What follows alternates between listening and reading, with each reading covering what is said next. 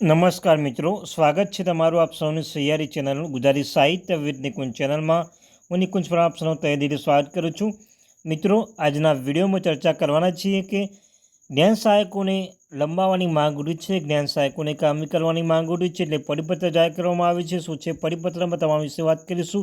તે પહેલાં તમને ચેનલ પર શિક્ષણ જગતની હરેક માહિતી આપવામાં આવશે. શિક્ષણ જગતમાં જે કોઈ પણ પ્રશ્ન છે મિત્રો, જે જ્ઞાન સહાયક હોય, કાયમી શિક્ષક ભરતી હોય, પેન્શન યોજના હોય, આંગણવાડી ભરતી હોય, કોઈ પણ અપડેટ અમે જાણ કરવામાં આવશે. ચેનલને સબસ્ક્રાઈબ કરવા ભૂલશો નહીં. વધારે સમય ન બગાડતા વિડીયોને અવશ્યથી લાઇક કરી ચેનલમાં નવા હોય ચેનલને સબસ્ક્રાઈબ કરી બેલ આઇકન બટન દબાવી દેજો અને ટેલિગ્રામ અને વોટ્સઅપ ચેનલ પણ અવશ્ય જોઈન થઈ જાય. તો ચાલો વધારે મિત્રો, વધારે સમય ન બગાડતા વિડીયો શરૂઆત કરજો. મિત્રો, જે કમિશનર શાળાઓની કચેરી છે, વિદ્યા સમિતિ કેન્દ્ર બીજોમાં સેક્ટર 19 ગાંધીનગર ખાતે પરિપત્ર જાહેર કરવામાં આવે છે. તે પરિપત્રમાં જે 1/5/2024 જે પરિપત્ર છે મિત્રો, જોઈ શકો છો તારીખ વાઇઝ કે શું છે પરિપત્રમાં. તો મિત્રો, પ્રતિ જિલ્લા શિક્ષણ અધિકારી, જિલ્લા શિક્ષણ અધિકારીની કચેરી લાગુ વિષય છે મિત્રો, જ્ઞાન સહાયક યોજના અંતર્ગત વર્ષ 23-24 અંતર્ગત સરકારી તથા બિન સરકારી અનુદાનિત માધ્યમિક અને ઉચ્ચતર માધ્યમિક શાળાઓમાં જ્ઞાન સહાયકોને કરાર લંબાવવા બાબત છે. તો મિત્રો, જ્ઞાન સહાયકો છે તેમને 23-24 અંતર્ગત અને સરકારી અને બિન સરકારી અનુદાનિત જે ઉચ્ચતર માધ્યમિકમાં જે કરાર છે,